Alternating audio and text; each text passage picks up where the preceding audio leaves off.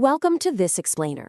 If you're an educator, you know the traditional learning model can feel, well, kind of like a one-way street. You teach, they study, you grade. It's exhausting, right?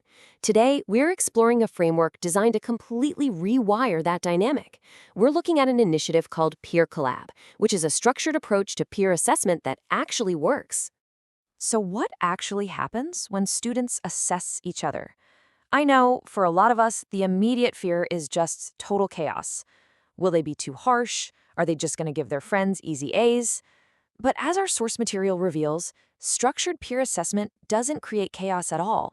It actually creates a powerful engine for deeper understanding and genuine accountability. To unpack how this works, here is our roadmap for today's explainer. First, redefining student success. Then, we'll cover the 4 core principles, the tangible benefits for students, the conditions for success, and finally, getting involved today.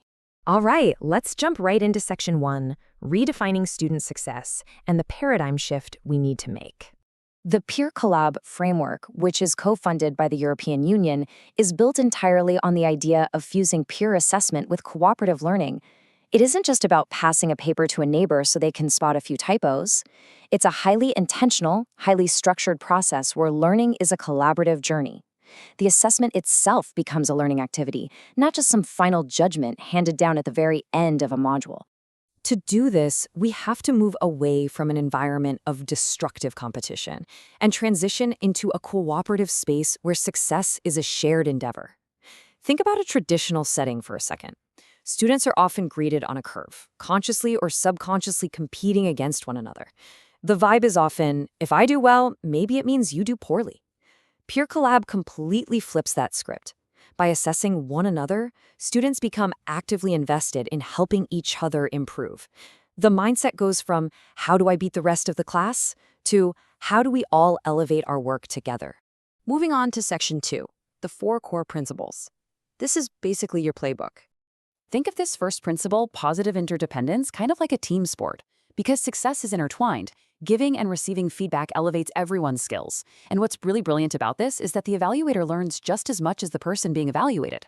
Seriously, when you have to critically look at someone else's work against a rubric, you are internalizing those standards. You start to see the gaps in your own knowledge. Success truly is shared because the very act of evaluating makes the evaluator better at their own craft. Then we have the second principle, individual responsibility. Every single student has to understand that both producing their own work and evaluating their peers are equally essential. This is exactly how we prevent that classic group project nightmare where one person does all the heavy lifting and everyone else just coasts. In this framework, you simply cannot be a passive participant. You have a two-fold responsibility. Step 1, do your own work to the best of your ability. Step 2, provide meaningful, thoughtful feedback to your peers. Both roles are completely non-negotiable. Now, our third principle, social skills, is absolutely mandatory for this to function. You can't just throw students into a room, tell them to judge each other, and expect a good outcome. They have to be taught how to interact. This means explicitly teaching respect, teaching how to frame constructive criticism without being destructive, and how to practice active listening. These are vital life skills, and they're embedded directly into the academic process.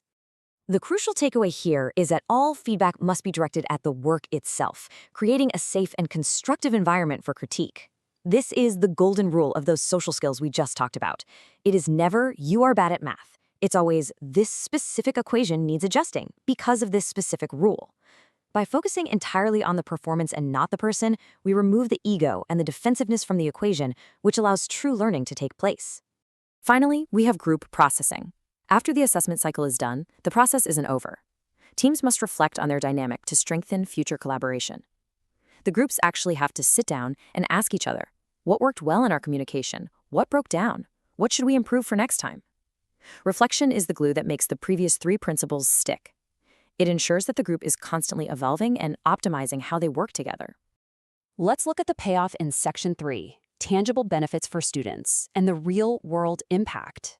This structured approach not only reduces that competitive friction we discussed, but it actively builds student autonomy and accountability. They aren't just waiting around for a teacher's judgment anymore. They learn to identify quality for themselves.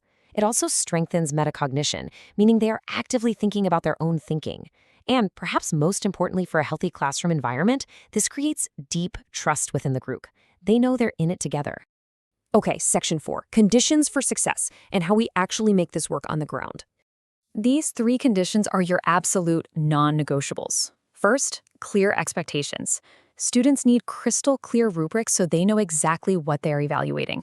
Second, training and feedback. You absolutely must model what good feedback looks like before you let them loose. And third, time. If you just cram peer assessment into the last 5 minutes of a class, it's going to fail.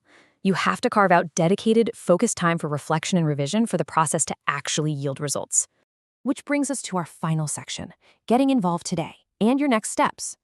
The great news is the PeerCollab initiative provides concrete tools so you don't have to start from scratch. You can access the Peer Assessment Handbook for a real deep dive into the methodology, and then apply their ready-to-use templates directly into your lesson plans, which will save you hours of prep time.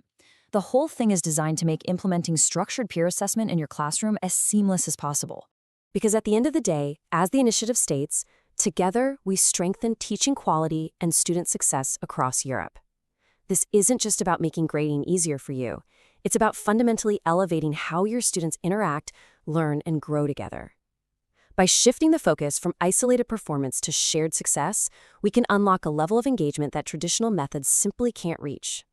So as you consider this shared vision, what is the very first step you will take tomorrow to replace competition with collaboration in your own classroom?